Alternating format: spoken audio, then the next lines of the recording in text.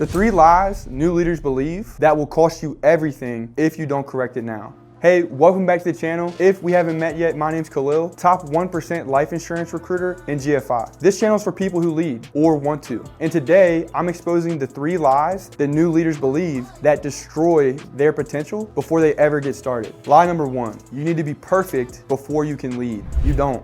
In fact, the longer you wait to have it all figured out, the more people actually miss out on what you already have to give. I used to think that I couldn't lead until I hit a certain milestone or a certain income, but people weren't looking for me to be perfect. They were looking for someone to go first. It's not about being perfect, it's about being willing. Are you willing to develop your teammates? Are you willing to coach them, hold them accountable, and set the standard? Show up. Don't just tell them, hey, I need you to do this. Hey, this is what we do. Show them, hey, this is what we do. Do what we do. Lead by example. Remember, leaders don't ask for permission to lead, they take action. Lie number 2, good leaders are liked, not necessarily. Good leaders are respected. Respect comes from clarity. It comes from holding that standard, speaking through your actions. There were people who didn't like me when I started to lead hard, but guess what? They either elevated and grew or they left. And that's okay, because we're not here to babysit egos. We're here to build true champions. A lot of people coming into business, sometimes when they're looking for a coach, they're looking for a friend. And we can have a friendship, that's fine, right? You wanna build a family, you wanna enjoy the time that you're developing your leaders and your teammates, but also the respect has to be there. If you're not holding your team accountable and you're more worried about being their friend and being liked, they will fall short. Hold your teammates accountable, set the standard, and earn the respect. Respect is earned, it's not given. So if you think because, hey, you crushed it 1 month or you crushed it 2 months, that you're automatically going to be respected for the rest of your career,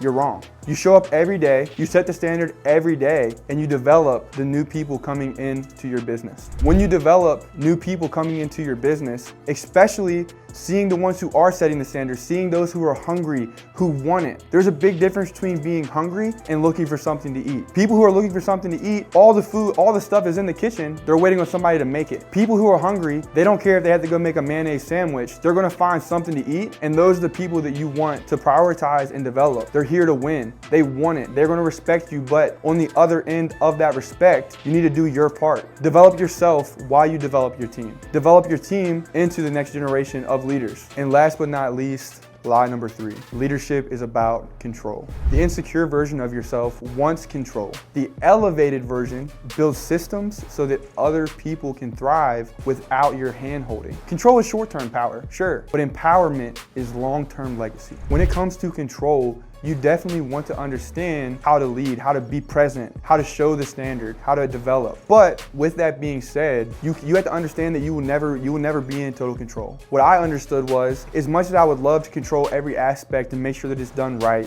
to make sure that people aren't falling short and get to their goals, that's not good leadership. Give them what they need, hold them accountable, and allow them to see that with work ethic and with being accountable for themselves, that is how you really get to the next level. For instance, we have team meetings, right? Some of my new agents coming into the calls, they were showing up not setting the standard, not dressed appropriately, their Zoom background was not professional. Am I going to yell at them and try to control them? No. Give them what is expected, show them through your actions, and allow them to control their success. When they see me setting the standard and communicating like, hey, I'm proud of you, you're showing up, you're doing the first step, right? We got you there. The next step is meeting this standard. They know that, hey, you're a little disappointed as a leader, and that drives them to control that. Now, next time they show up, they're gonna meet that next standard. And it's like putting brick by brick into, before you know it, you have developed a phenomenal teammate, agent, business owner, because they respect you and you've allowed them to control their own progression. Remember guys, you don't need to be perfect. You need to be present in your team. You don't need to be liked,